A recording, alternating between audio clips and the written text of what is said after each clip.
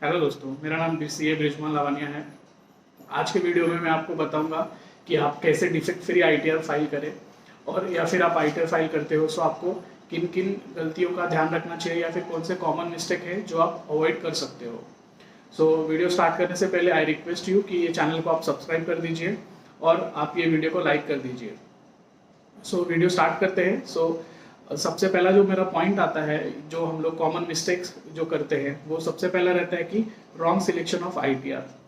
अब ये एक बात हमेशा लोग भूल जाते हैं कि आईटीआर आप सही चुनोगे तभी आपका आईटीआर प्रोसेसिंग फास्ट होगा। और आईटीआर सही चुनने के लिए आपको हर एक आईटीआर का इंस्ट्रक्शन में दिया गया रहता है कि वो आईटीआर किसके लिए अप्लीकेबल है, किसके लिए अप्लीकेबल नहीं है। वो इंस्ट्रक्शन आपको ध्यान से पढ़ना चाहिए एंड उसी के बाद आपको आईटीआर करेक्ट आईटीआर सिलेक्ट करना चाहिए।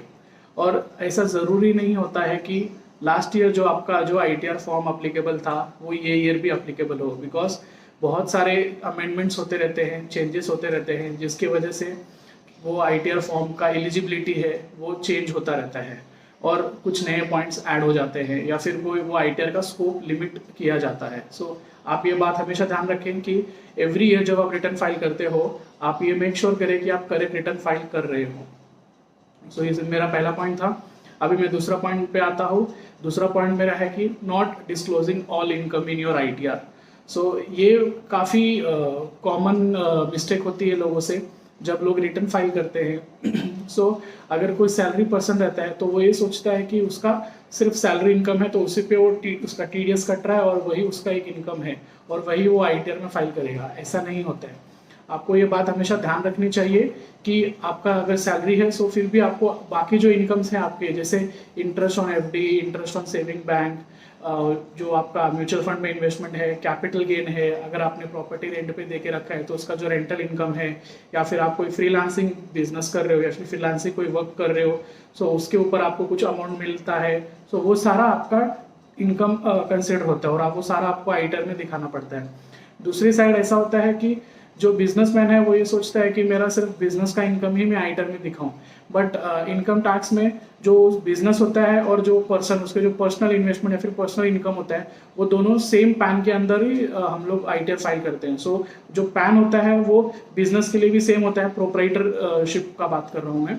प्रोप्राइटरशिप में जो बिजनेस रहता है वो एंड जो उसका पर्सनल इन्वेस्टमेंट्स रहता है इंडिविजुअल का, वो सेम पैन पे ही हमको आईटीआर फाइल करनी चाहिए। हमेशा उस बात का भी हम ध्यान रखें कि जब भी हम बिजनेस रिटर्न फाइल करें या फिर जब भी कोई बिजनेसमैन अपना रिटर्न फाइल करता हो, अपने पर्सनल इनकम या फिर पर्सनल इन्वेस्टमेंट्स रहते हैं, जैसे कि मैंने ऑलरेडी रिपीट किया, saving bank interest, FD interest, mutual funds पे कुछ प्रोसीड मिलता है, वो सारा आप डिस्क्लोज कर दें आईटीआर के टाइम पे, बिजनेस रिटर्न फाइल करते टाइम पे। ये बात हमेशा ध्यान रखें कि आपको आईटीआर फाइल करते टाइम पे सारा इनकम डिस्क्लोज करना है। ये मेरा दूसरा पॉइंट था। अभी आते हैं हम लोग तीसरे पॉइंट पे, जो है कि non reporting of exempt income. ये भी एक पॉइंट हमेशा देखा गया है कि लोग सोचते हैं कि मेरा अगर एग्जम्प्ट इनकम है तो मैं उसको रिटर्न फाइल करते टाइम पे क्यों डिस्क्लोज करूं, बट ऐसा नहीं है।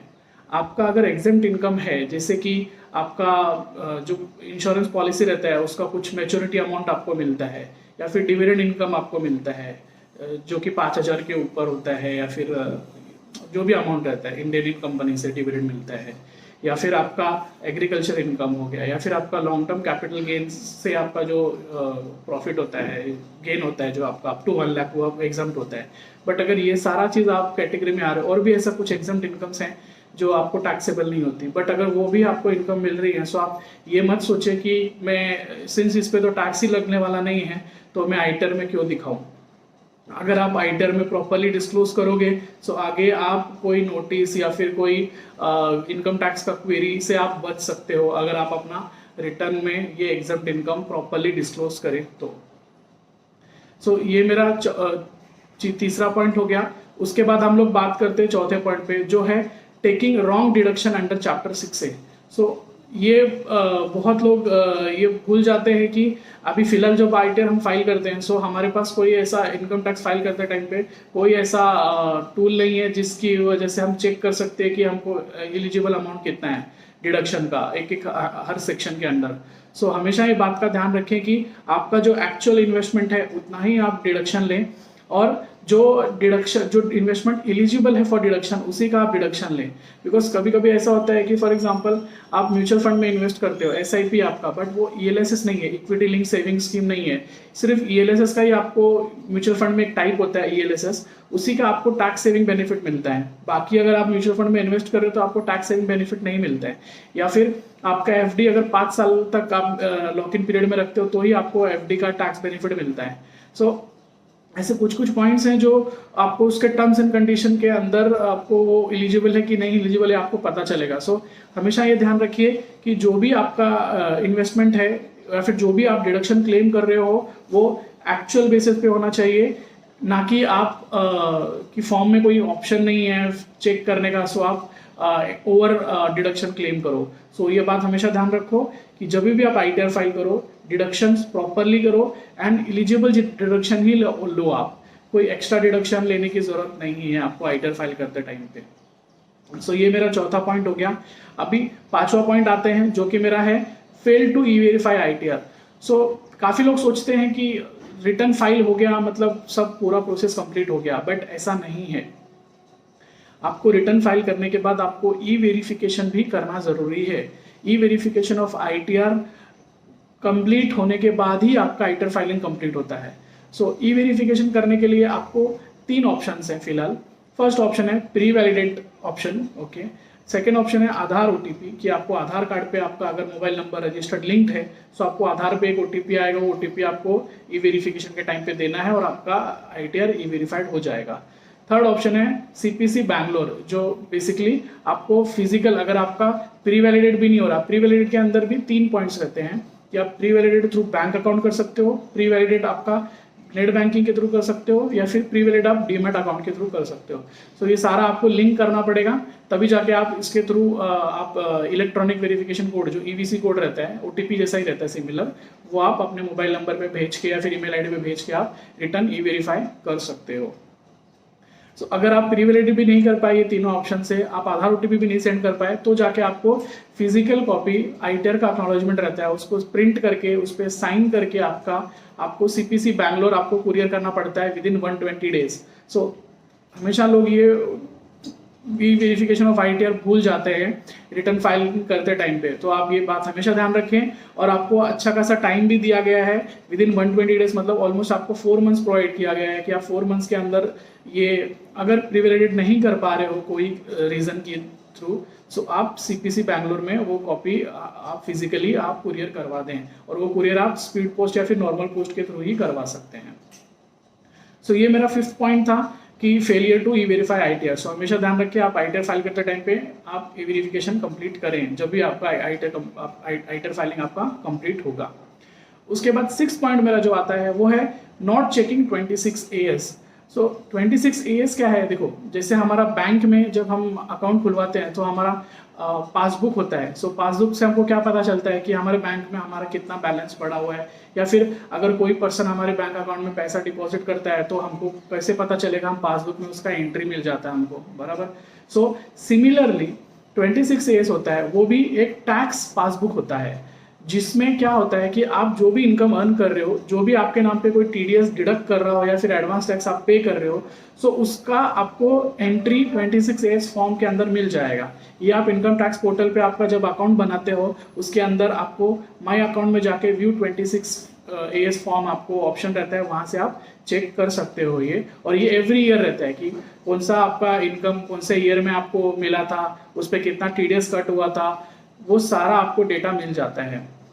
सो हमेशा ध्यान रखें जब भी आप आईटीआर फाइल करो आप 26AS फॉर्म डाउनलोड कीजिए, 26AS फॉर्म से आप अपना इनकम मैच कीजिए, और कुछ हमेशा कुछ अगर डिस्क्रिपेंसी भी रहता है, फॉर एग्जांपल आपका एम्प्लॉयर ने गलत इनकम या फिर रॉन्ग इनकम रिपोर्ट कर दिया या फिर ओवर इनकम या फिर लेस इनकम रिपोर्ट किया है 26AS में, सो आप अपना एम्प्लॉयर से बात कीजिए और रेक्टिफाई करवा लीजिए। नहीं तो क्या होगा कि अगर इनकम 26AS से आपने मिसमैच करके रिटर्न फाइल कर दिया, सो आपको आगे जाके नोटिस भी आ सकती है। बिकॉज 26AS जब अब आपका रिटर्न प्रोसेस होता है तो 26AS से आपका इनकम मैच किया जाता है, और 26AS के में ये भी देखा जाता है कि आपने कितना इनकम एक्यूरेटली फाइल किया है। अगर आपने कम इनकम फाइल किया रहेगा तो आपको वो जितना डिफरेंस रहेगा वो इनकम पे आपको टैक्स पे करने के लिए नोटिस आ जाएगा। और अगर आपने जो टैक्सेस पेड का डिडक्शन ले लिया आपके आइटम फॉल में विदाउट चेकिंग कि वो 26 एज में जमा हुआ है कि नहीं हुआ है, सो उसका भी बेनिफिट आपको नहीं मिलेगा। और ये सारा चीज़ आपको आपका डिफेक्टिव आईटीआर या फिर आपका पेनल्टी या फिर नोटिस में आपको कन्वर्ट कर सकता है। तो आगे जाके इसके कॉन्सिक्वेंसेस भी हो सकते हैं। तो हमेशा रिटर्न फाइल करते टाइम पे 26 एज ध्यान से चेक कीजिए और तभी जाके रिटर्न अपना फाइल कीजिए। उसके बाद जो मेरा 7th पॉइंट आता है वो है रॉन्ग प्राइमरी कॉन्टैक्ट डिटेल्स आप अपडेट कर देते हो। सो क्या होता है, जब आप इनकम टैक्स में अकाउंट बनाते हो या फिर आप रिटर्न फाइल करते टाइम पे आपका primary contact detail basically email ID और मोबाइल नंबर आप अगर अपडेटेड नहीं जो करंट आप यूज़ करते हो वो आप नहीं डालोगे, सो गवर्नमेंट जब आप रिटर्न फाइल कंप्लीट कर दिया उसके बाद गवर्नमेंट ने आपको कुछ इन्फॉर्मेशन मांगा, एक्स्ट्रा इन्फॉर्मेशन मांगा, एडिशनल इन्फॉर्मेशन आपसे रिक्वायर्ड है और वो आपने वो टाइम पे वो मेल का टाइमली रिवर्ट नहीं किया और या फिर आपको एसएमएस पे कुछ इन्फॉर्मेशन नहीं आया, सो उससे भी आपका आगे जाके वो नोटिस आप मतलब आपका पेनल्टी या फिर डिमांड में कन्वर्ट हो सकता है अगर आप उसको टाइमली रिस्पॉन्ड ना करो तो। सो हमेशा ध्यान रखें जब भी आईटीआर फाइल करें आप अपना प्राइमरी कॉन्टैक्ट डिटेल्स करेक्ट है वो इंश्योर कर लीजिए एंड वो राइट ही आप फाइलिंग के टाइम पे दें, सो दैट जब भी आपको इनकम टैक्स डिपार्टमेंट कुछ कम्युनिकेट करने का ट्राई करता है तो आपको इमीडिएटली वो चीज़ पता चल जाए और आप उस पर एक्ट ऑन कर सको टाइमली मैनर में। उसके बाद जो मेरा लास्ट पॉइंट आता है वो रिफंड केसेस के लिए है जो कि है नॉट प्रीवैलिडेटिंग बैंक अकाउंट्स।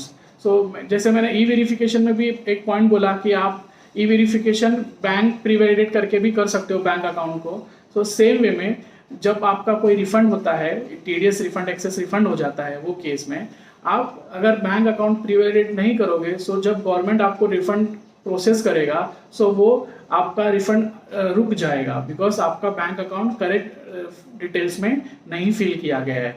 सो आप हमेशा ये बात का ध्यान रखें अगर आपका रिफंड है या फिर अगर रिफंड नहीं भी है तो भी आप अपना बैंक अकाउंट प्रीवैलिडेट करना ना भूलें और ये रिटर्न फाइल करते टाइम पे आप ये ध्यान रखें बिकॉज ये आगे आपको एवरी ईयर काम आएगा कि आपका बैंक अकाउंट प्रीवैलिडेट होना चाहिए। तो बैंक अकाउंट में आप जो बैंक में आपका कॉन्टैक्ट डिटेल्स है वही आप प्रोफाइल में फिल करें सो दैट वो बैंक प्रीवैलिडेट अकाउंट के टाइम पे आपको ईजिली आप प्रीवैलिडेट कर पाएँ। और बहुत सारे बैंक का IFSC कोड भी चेंज होता रहता है, सो वो भी आप करेक्टली टाइमली मैनर पे आप अपडेट करते रहिए सो दैट आपका अगर रिफंड है सो वो ये छोटे छोटे चीज़ों की वजह से सपोज बैंक अकाउंट प्रीवैलिडेट नहीं किया सो आपका रिफंड रुकना नहीं चाहिए। तो आप हमेशा ये बात का ध्यान रखें कि जब भी रिटर्न फाइल करें बैंक प्रीवैलिडेट अकाउंट करने के बाद ही आप रिटर्न फाइल करें। सो आज के वीडियो में बस इतना ही। मैंने 8 पॉइंट्स आपको कॉमन मिस्टेक्स बताया कि आप ये बात हमेशा ध्यान रखें और अगर आप ये चीज़ें अवॉइड करेंगे सो आप हमेशा आप ये इंश्योर करेंगे कि आप डिफेक्ट फ्री आईटीआर फाइल करें। सो ये वीडियो में इतना ही, बट मैं आपको रिक्वेस्ट करता हूँ अगर आपको ये वीडियो अच्छा लगा सो प्लीज़ आपने अगर चैनल को सब्सक्राइब नहीं किया है सो प्लीज़ मेरे चैनल को सब्सक्राइब कर लीजिए। मैं एवरी वीक यहाँ पे वीडियो डालूंगा और ये वीडियो को लाइक कीजिए और मुझे अगर आपको कोई टॉपिक पे आपको वीडियो मुझसे आपको एक्सपेक्टेड है सो आप वो मुझे कमेंट सेक्शन में बताइए और आपको ये वीडियो कैसा लगा उसका भी फीडबैक मुझे ये कमेंट सेक्शन में दीजिए। So thank you for watching this video. Thanks.